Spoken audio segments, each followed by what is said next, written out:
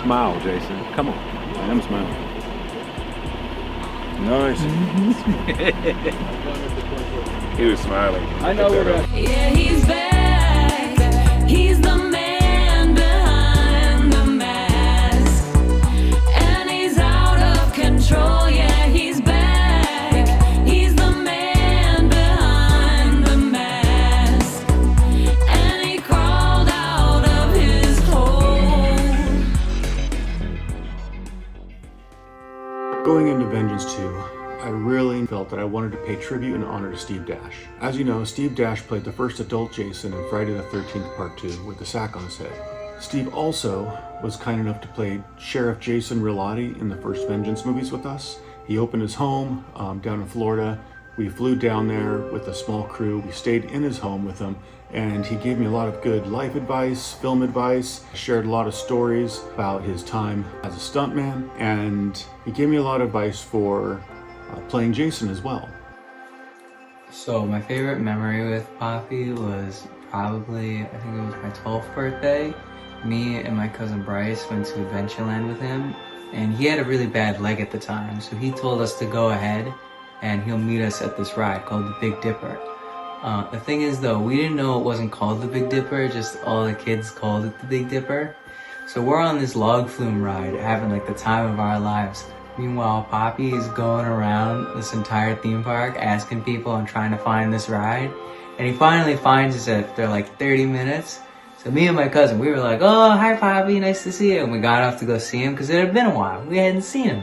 And he came over there and he was like giving us noogies, grabbing us by the back of the neck. And I'm like, why? Why'd you run off? You didn't tell me this is where the ride was. And, you know, we had a laugh about it. And it was just one of those fun stories for us to look back on. It's probably one of my favorite memories of him. I remember he called me onto the couch out in his living room and said, you know, I want to talk to you for a moment. I was like, of course. He said, can I give you some advice? I said, absolutely. You know, who wouldn't want to take advice from Steve? And he said, you know, I know you've been studying me, you've been studying CJ, Ted White, Kane Hodder, you've been studying everyone, trying to figure out the moves, how to play Jason. If I could just give you one piece of advice. And he said, be your own Jason. Just be yourself. He said, you know, I didn't look to anyone on how to play Jason. Ted White, Richard Brooker, they didn't look to me. CJ didn't look to them. Kane didn't look to CJ. Nobody is mimicking anyone else. Just be your own. That's what makes them all special. That's what makes everyone have their favorite Jason. And I had to think about it. And so every time I put that mask on, Steve's words ring through my head, just be your own Jason. Unfortunately, shortly after filming Vengeance, within a few weeks, Steve had passed away. So going into Vengeance 2 Bloodlines, I knew I wanted to pay honor and tribute to Steve. I felt like he was still there. I felt like he still wanted to be a part of this. The first Vengeance was so incredibly important to him. He mentioned a couple times that he knew that would be his last movie. And I really wanted to bring Steve into this one. One of the stories that Steve told me was about his grandson, David. David was his biggest fan, collected all the Friday the 13th things. He loved Vengeance, and he looked up to his grandfather. And one of his biggest goals was to be able to play Jason in a movie one day. But David realized that he would never be tall enough, because nowadays, Jason's over 6'4", 6'5", and he was not. So he felt like he could not follow in his grandfather's footsteps. And that story, all the way back in 2018, that stuck with me. And as I was writing the part 2, I had the thought, we needed a young Jason, and I wanted Steve's grandson to play it. That would give him the opportunity to be on screen, play Jason, and in the end, wear the original part 2 sackhead costume. So I reached out to Sandy, David's mom, Steve's daughter, and asked them if they'd be open to that. So my initial reaction was like astonishment. I couldn't believe that I was going to be able to play Jason in a Friday the 13th movie and kind of carry on my Poppy's legacy, especially since he fought so hard to get the credit in the movie to be Jason after someone else tried to take it away from him, claiming that he was Jason when it was really him, because he's always the real Jason. So playing this part was not only an honor to play Jason myself, but also to carry on my Poppy's legacy and represent the entire family to show who the real Jasons are. So we had to begin the prosthetics process. and David lives across the country. So we had to email back and forth, text back and forth, and get different measurements, get photos so that we could start sculpting this appliance. So the prosthetic process was totally wild. It started in New York when we took photos of my face so that they would know the measurements for all the prosthetic parts. We got everything we needed and we began the work of sculpting the prosthetics that would go on his head. Now the day is here, the family arrives, David is here to play Jason. It was such a great time. The family was amazing, full of love. They were so excited. It was just a wonderful time. It was one of my best days on set. We put David in makeup with Naomi doing the lead, and they started applying all the appliances. And when we actually went down to go film the scene, they tied all my hair back and braided it, and then they put a bald cap over it because Jason doesn't have hair, obviously. Since we didn't have David there in person to sculpt everything on, we had to do some guesswork. So we had to rework a couple of things here and there. So they braided it back, and they showed me this big board with all the prosthetic pieces on it. And you know, there was the eyeball, there was some stitches, scars, and then there was like a lip piece. But in the end, I think we were able to get what we needed. They started with the lip piece first. They put the lip piece on first, then they put the eye on, and that part was totally wild because I lost like half my vision for pretty much the rest of the prosthetic process, which is fine. But it was very interesting to see how all the makeup team worked and how they blended it all together. The whole process probably took about 6.5 hours. But everyone there was very nice and very cordial about it, and I think in the end it all looked absolutely incredible. Oh my gosh!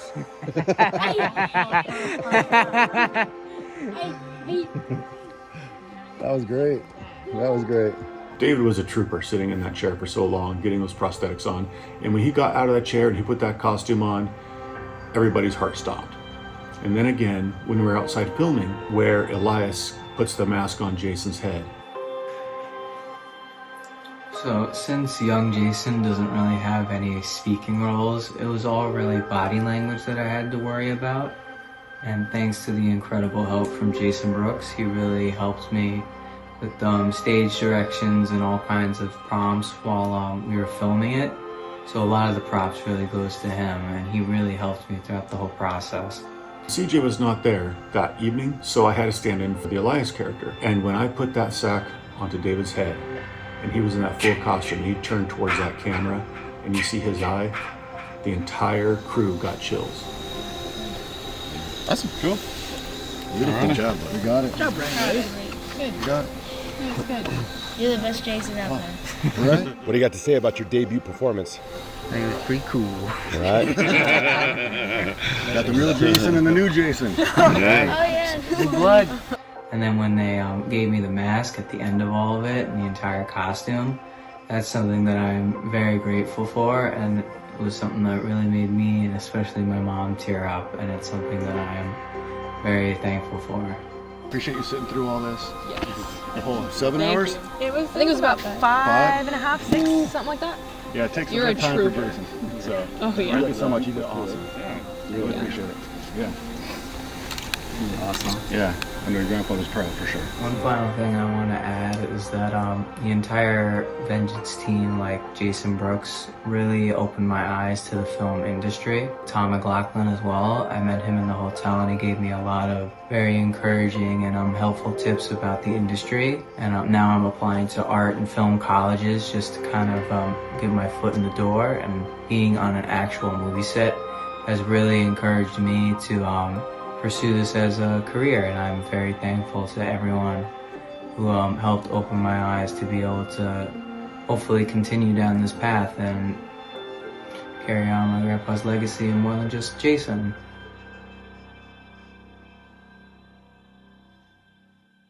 The other thing I knew I wanted to do was to have a kind of a crossover memorial for Steve Dash. That funeral also gets me every time. I didn't know Steve Dash personally. I wasn't around on the first Vengeance, but just knowing his legacy, his impact on the world, the incredible way that he portrayed Jason the character. I wanted to have this duality where It was paying tribute to Steve, but also to his character, Jason Relati, from the first Vengeance.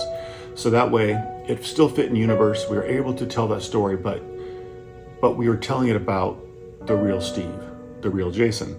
And then also being there on set, not only for the eulogy, but for having David, his grandson. Working with his family, Yeah, working with his family, having David. Which is great. Yeah, exactly. And he kind of took on the reins of young Jason from his grandfather. And every single person, there wasn't a dry eye in the place when we were filming that. As we got to filming and starting to get to that scene to have the eulogy being read, Cody came to me and he recommended that we get Thom Mathews to do it. So I reached out to Thom and asked him if he would mind doing a eulogy while he was out here doing his pickups for the fight scene. And he said he'd be honored to. And it was absolutely the right decision. That's what makes it different than other films, I think. It's like the whole family vibe. I mean, it's real. Yeah, it's real. The way Thom delivered that eulogy, it was heartfelt. You could feel the warmth. You could feel that connection. It was absolutely sincere. We all miss you, Steve, and thanks for watching over us.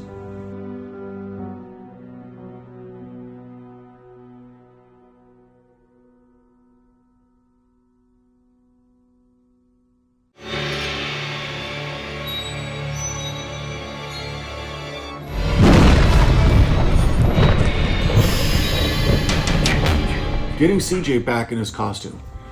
So while we were filming the first principal days, we had our fight scene. Originally, we didn't have CJ as Jason in there. The whole final battle is just going to be me with the sack head on at the end, and we were going to complete it that way. CJ brought his costume with him, and he said, I thought we might do something fun. We might go to the cemetery because we have Tom McLoughlin here. We'll have Thom Mathews here.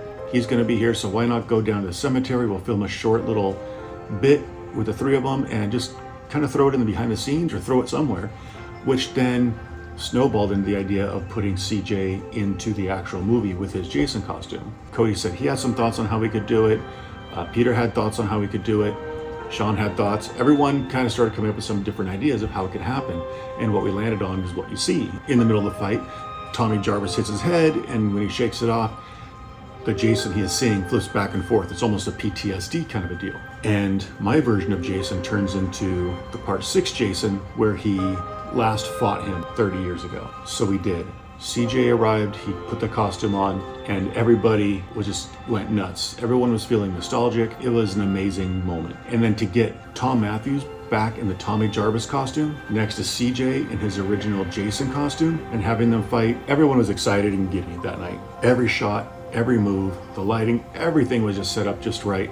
And we're just standing there with our jaws on the floor watching these guys, looking at each other and pinching ourselves like, we're doing this. This is the continuation that people have been waiting for. This is the matchup that people want. This is what people have waited so long to see. And we're here in person seeing it. We are a part of this. This is amazing. So the whole end fight scene was kind of an evolution of ideas and thoughts and concepts that many people had that all came together to make it what it is and make it this very memorable, impactful, exciting moment. Sorry, my fault. You're doing great, CJ.